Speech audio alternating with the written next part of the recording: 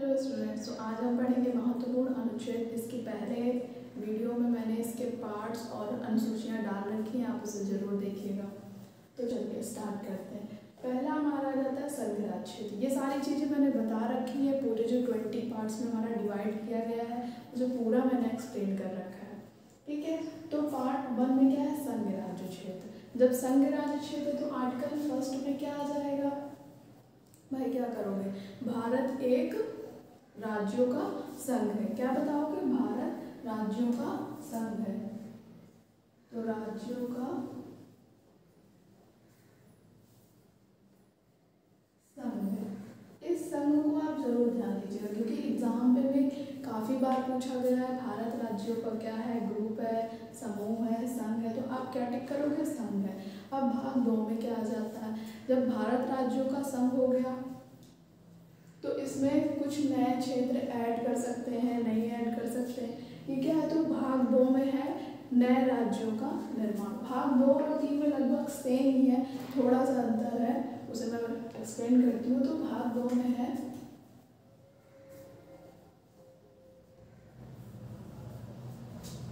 नए राज्यों का निर्माण, और भाग 3 में बस थोड़ा सा डिफरेंस है, इसमें है क्षेत्र और नाम के हिसाब से। जैसे हमारा जो उत्तर प्रदेश से उत्तराखंड अलग हुआ था सन 2000 में, तो वो क्या नाम अलग दिया गया और उसे वो राज्य के पार्ट से ही हटा था। ठीक है, अभी जैसे पहले था हमारा उत्तर प्रदेश सबसे बड़ा क्षेत्र के हिसाब से था, बट अब कौन सा है, राजस्थान है। उसी प्रकार जब जनसंख्या के हिसाब से देखेंगे तो सबसे छोटा राज्य हमारा सिक्किम आ जाता है और सबसे बड़ा हमारा उत्तर प्रदेश ही आ जाता है। बट अगर एरिया वाइज सबसे छोटा देखेंगे तो गोवा। क्लियर हो गया। तो भाग 3 में आ जाता है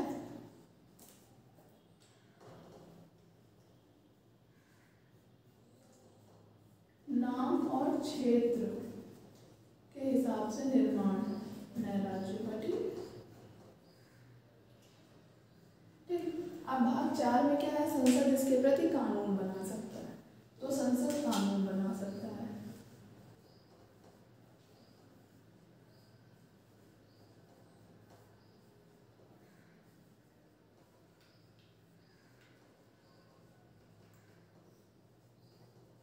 ठीक, क्लियर हो गया।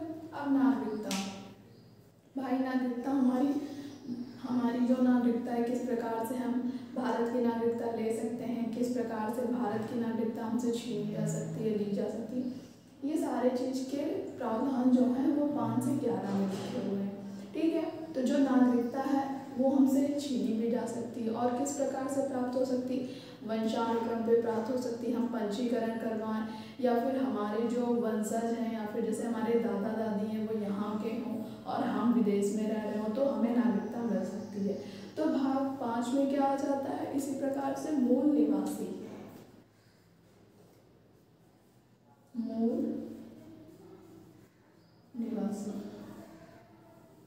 भाग 6 में क्या आ जाएगा कि जब पाकिस्तान से कोई बाहर आता है तो उसे नागरिकता किस प्रकार मिलेगी। तो भाग 6 में है जब पाकिस्तान से कोई बाहर आता है।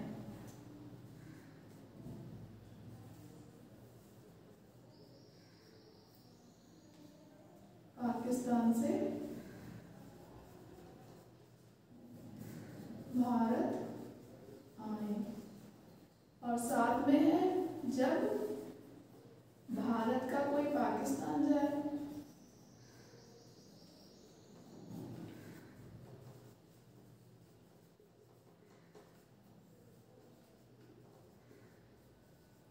वह पाकिस्तान से भारत आए। ठीक है, तो उसे किस प्रकार नागरिकता मिलेगी, मतलब एक बार ही भारत से पाकिस्तान गया फिर पाकिस्तान से जब भारत आया तो उसे किस प्रकार नागरिकता मिलेगी। और 9 में है जब किसी भी देश का भारत है, जैसे यूएसए हो गया, रसिया हो गया हमारा, उस देश का भारत आए तो। ठीक है, तो समझ आ गया। ठीक, अब भाग 8 में देखते हैं। ठीक है, अनुच्छेद 8 में क्या लिखा है ठीक है। अनुच्छेद 8 में जो है हमारा, अनुच्छेद 8 में लिखा है जब किसी भी देश का भारत है तो उसे किस प्रकार नागरिकता मिलेगी। तो अनुच्छेद 8 में क्या करोगे आप, किसी भी देश का, किसी भी देश का भारत आए, ठीक। अब अनुच्छेद 9 और 10 में सेम ही है। अनुच्छेद 9 और 10 में क्या है, नागरिकता, जो नागरिकता है वो किस प्रकार से हमारी जा सकती है, क्या हो सकती है, जा सकती है। नागरिकता किस प्रकार से जा सकती है, अभी किस प्रकार से हम प्राप्त कर सकते हैं, ये भी मैंने एक्सप्लेन किया। अब जा भी तो सकती है, तो 9 और 10 में यही है, नागरिकता जाने संबंधी प्रावधान। तो नागरिकता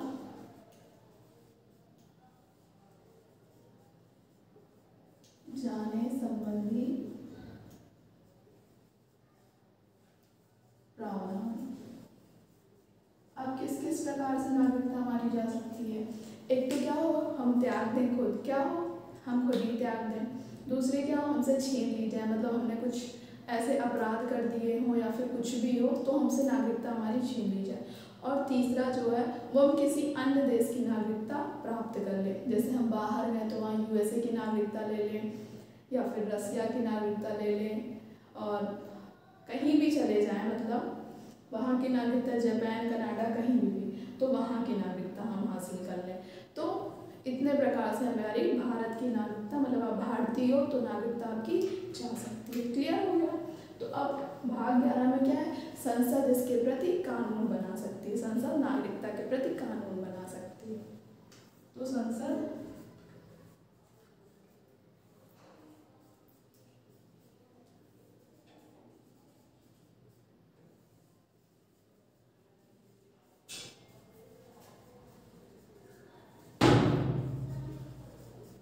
कानून बना सकती है। अब मौलिक अधिकार, मौलिक अधिकार में जो पार्ट्स थे 6 मैंने आपको बताया था, तो कौन कौन से पार्ट्स थे, एक रैंडमली जल्दी से देख लेते हैं।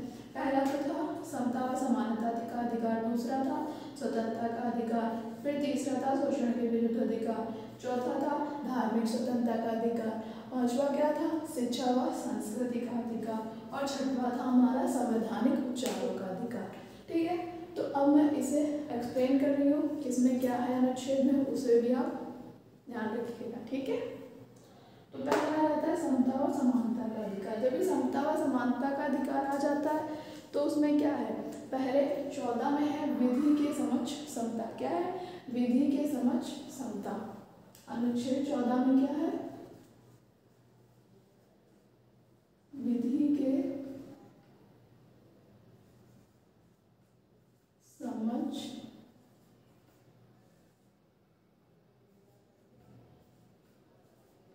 समता। और भाग 15 में क्या है, जाति, लिंग, धर्म आदि के हिसाब से कोई भेदभाव नहीं होगा। क्या नहीं होगा, जाति, लिंग, धर्म में कोई भेदभाव नहीं होगा।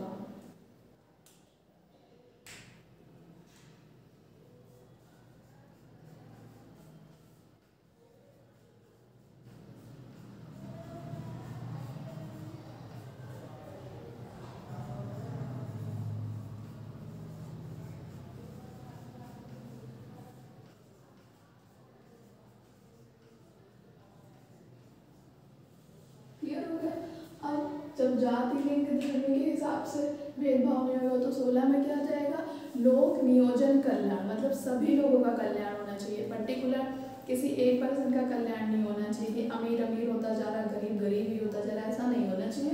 तो 16 में लिखा गया है लोक नियोजन कल्याण। अनुच्छेद 16 में क्या है, लोक नियोजन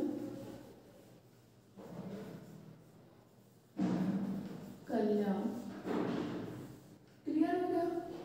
अब भाग 17 में क्या है, अस्पृश्यता कांड। अस्पृश्यता कांड तो मतलब उसको बिल्कुल क्लियर भाषा में क्या बोलेंगे, छुआछूत कांड। ठीक, मतलब छुआछूत के हिसाब से भी आप पर्सन को अलग नहीं करोगे कि ये नीची कास्ट का है तो इसकी तरफ हम देखेंगे नहीं, इनका छुआ हुआ खाएंगे भी नहीं, ऐसा नहीं। तो भाग 17 में क्या लिखा गया, अस्पृश्यता का अंत।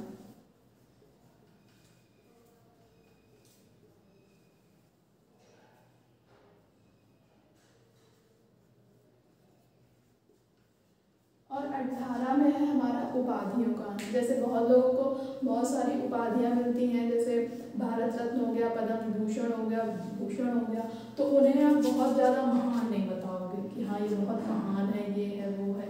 मतलब महान तो है ये, जब इतना बड़ा उन्हें अवार्ड मिला है तो महान है, बट ऐसा नहीं है कि सब कुछ वही है। ठीक है, सबके अपने अपने कार्य होते हैं पद के हिसाब से। ठीक है, तो उपाधियों का क्लियर हो गया आपको। 14 से 18 में लिखा है जो मैंने क्लियर कर दिया। अब दूसरे विभाग में क्या है हमारा, स्वतंत्रता का अधिकार। तो स्वतंत्रता का अधिकार जो है 19 से 22 तक है। अब स्वतंत्रता भाग 19 में हमारा स्वतंत्रता का उल्लेख है, किस किस प्रकार से हमें स्वतंत्रता है। ठीक है, तो भाग 19 में क्या, स्वतंत्रता का उल्लेख।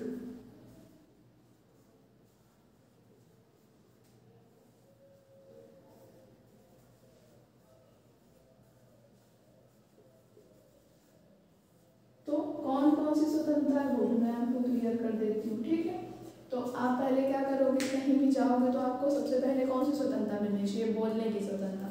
जब आप बोल सकते हो तो एक क्या बना सकते हो, सभा बना सकते हो, मतलब लोगों को इकट्ठा कर सकते हो, तो सभा करने की स्वतंत्रता। फिर संघ बुलाने की स्वतंत्रता, फिर कहीं भी आने जाने की स्वतंत्रता, कहीं भी रहने की स्वतंत्रता, और फिर क्या हो जाएगा, किसी भी व्यापार, कहीं भी व्यापार करने की स्वतंत्रता। तो कौन कौन सी स्वतंत्रता है। अब मैं अनुच्छेद 19 तक बता दिया था। अब अनुच्छेद 20 से स्टार्ट करते हैं। तो अनुच्छेद 20 में क्या है, मैं जल्दी जल्दी आपको रिवाइज करवा देती हूँ। ये लिखा हुआ है, तो लिखा तो बुक में भी है, उससे कोई फ़र्क नहीं पड़ता। ठीक है, मैं जल्दी जल्दी समझा देती हूँ। तो 20 में क्या है, अपराधों को सिद्ध करने की स्वतंत्रता। ठीक है, आपने जो अपराध नहीं किया है आप उसे सिद्ध कर सकते हो। ठीक है, फिर अनुच्छेद 21 में क्या है, प्राण एवं दैहिक स्वतंत्रता। अनुच्छेद 21 का में क्या है, 6 से 14 साल वर्ष के बच्चों को निःशुल्क शिक्षा। और हमारा अनुच्छेद 22 में क्या है, गिरफ्तारी से निषेध। मतलब जैसे आपने रेड ट्रैफिक लाइट को क्रॉस कर जाते हैं तो आपको ट्रैफिक पुलिस पकड़ लेती है, तो वो आपको डायरेक्ट गिरफ्तार थोड़ी ना करती, आपके प्रति आपने जो गलतियाँ की हैं उसके प्रति चालान काटती है, तो आपको वो पे करना पड़ता है। अब हमारा भाग 3 आ जाता है, शोषण के विरुद्ध अधिकार 23-24। तो मानव पर जो दुष्व्यापार होते हैं, ठीक है, मतलब इंसान को बेचा जा रहा है, उनसे जोखिम भरे काम करवाए जा रहे हैं, जो वो नहीं करना चाहते उसको भी मार पीट के करवाया जा रहा है। ठीक है, और 24 में क्या आ जाता है, बच्चों के नियोजन पर प्रतिबंध, बच्चों को भी बेचा जा रहा है, उनसे खदानों पे वर्क करवाए जा रहे हैं कम पैसे देकर, तो इन सब पर प्रतिबंध लगाया गया है। अब हमारा भाग 4 आ जाता है, धार्मिक स्वतंत्रता। धार्मिक स्वतंत्रता का अधिकार जो है 25 से 28 में। तो 25 में क्या है, हम किसी भी धर्म को अपना सकते हैं। ठीक है, उसके लिए हमें बाध्य नहीं किया जाएगा। हमारा जो मन होगा, हिंदू, मुस्लिम, सिख, ईसाई, जो भी हम धर्म चाहें उसे हम अपना सकते हैं, उसके लिए बाध्य नहीं है। 26 में आ जाता है, हम अपने धर्म का प्रचार प्रसार कर सकते हैं अपने धर्म को आगे बढ़ाने के लिए। जैसे बहुत सारे लोग होते हैं, हम लोग क्या करते हैं, पूजा पाठ करवाते हैं और रामायण करवाते हैं, ये सारी चीज़ें करवाते हैं, तो धर्म का क्या कर रहे हैं, प्रचार प्रसार ही तो कर रहे हैं, उसको आगे बढ़ाने के लिए, उसको कंटिन्यू करने के लिए। फिर हमारा आ जाता है 25 और 26 हो गया, 27 में आ जाता है, चंदा देने के लिए हमें बाध्य नहीं किया जाएगा। जैसे हमारे घर में लोग, हर कोई भी, जैसे मुस्लिम हो या फिर क्रिश्चियन हो या फिर हिंदू हो, तो चंदा लेने आते हैं कि हम ये चीज़ यहाँ पर सेलिब्रेट करवा रहे हैं, तो आप हमें इसके लिए इतना चंदा दीजिए। तो उसके लिए भी हम बाध्य नहीं है कि ज़रूरी नहीं कि वो हम उन्हें चंदा दें ही। ठीक है, और वो हमें बाध्य कर भी नहीं सकते, ज़बरदस्ती हमसे नहीं दे सकते। अगर हमारा मन होगा तो हम देंगे, नहीं मन होगा तो हम नहीं देंगे। और 28 में आ जाता है, धार्मिक संस्थानों में उपस्थित होने का अधिकार। मतलब जैसे क्या हो जाता है, अब हम, कोई हिंदू है तो ऐसा थोड़ी ना बैन लगाए कि वो चर्च में नहीं जा सकता या फिर मस्जिद में नहीं जा सकता, ऐसा कोई प्रतिबंध नहीं। तो हम कहीं पर भी उपस्थित हो सकते हैं, कहीं पर भी घूम सकते हैं, इस पर कोई प्रतिबंध नहीं है। और भाग 5 में आ जाता है हमारा शिक्षा व संस्कृति का अधिकार। तो अनुच्छेद उसके प्रति वो है 29 से 31 तक। 29 में क्या लिखा है, अब जैसे आपको शिक्षा व संस्कृति को आगे बढ़ाना है तो आप पहले क्या करोगे कि जो अच्छे लेवल पे पढ़ रहे हैं उनकी संस्कृति को तो वो तो धीरे धीरे आगे बढ़ ही रहे हैं, उनमें भी सुधार करने की ज़रूरत है जो कमियां हैं। पर जो निचली कास्ट है या फिर जो बहुत पिछड़े गांव हैं, बहुत पिछड़े लोग हैं जो पढ़ ही नहीं पा रहे हैं, तो उनके लिए आप शिक्षा के लिए कुछ ना कुछ करोगे। तो वही है अल्पसंख्यक वर्ग के हितों का संरक्षण, जो अल्पसंख्यक वर्ग है। 30 में क्या है कि उनके लिए शिक्षा संस्थानों की स्थापना करवाओगे। भाई स्कूल खोलोगे, कॉलेजेस खोलोगे, जो नहीं पढ़ पा रहे हैं वो पढ़ सकें, उनको मतलब पैसे ना ज़्यादा देने पड़ें, ठीक है, उन सब की चीज़ों को आप करोगे। तो उसके लिए क्या शिक्षा संस्थानों की स्थापना करवाओगे। और 31 में हमारा संसद कानून इसके प्रति बना सकता है। 31 में क्या संसद इसके प्रति कानून बना सकता है। अब आ जाता है हमारा संवैधानिक उपचारों का अधिकार। ये है भाग 6 में, ये आर्टिकल 32 में है, ठीक है। तो डॉक्टर भीमराव अम्बेडकर ने संवैधानिक उपचारों के अधिकार को आत्मा कहा है इसकी। क्या डॉक्टर भीमराव अम्बेडकर ने इसे संविधान की आत्मा कहा है। बट संविधान की आत्मा जो है वो प्रस्तावना को कहा गया है। किसे कहा गया है? प्रस्तावना को कहा गया है। इस चीज़ को आप ध्यान रखिएगा, ये एग्जाम में पूछा जाता है। अब 5 प्रकार की रिट इसके प्रति जारी की जाती हैं। कौन कौन सी रिट हैं? बंदी प्रत्यक्षीकरण, परमादेश, अधिकार प्रेक्षा, उत्प्रेक्षण, ठीक है, और हमारा आ जाता है प्रतिषेध लेख, ठीक। ये 5 प्रकार की रिट जो है वो जारी की जाती हैं। कि किसको कैसे वर्क करना है ये सारी चीज़ें इसमें बताई गई हैं। जैसे कोई भी अपराधी है, हमारा जो है बंदी प्रत्यक्षीकरण, इसमें क्या है किसी भी जो अपराधी है उसको 24 घंटे के अंदर न्यायालय में पेश करना पड़ेगा और बताना पड़ेगा कि इसको आपने किस वजह से गिरफ्तार किया है, ठीक है, यही सारी चीज़ें होती हैं। और एक चीज़ और याद रखिएगा कि जो हमारा संपत्ति का अधिकार है वो हटा दिया गया है। संपत्ति का अधिकार 44वें संविधान संशोधन 1979 के तहत हटा दिया गया है, ठीक है। वो अब हमारे आर्टिकल में मतलब संपत्ति का अधिकार नहीं रहा है, ठीक। तो आई होप ये आपको समझ आ गया होगा। तो कैसा लगा ये भी बताइएगा। और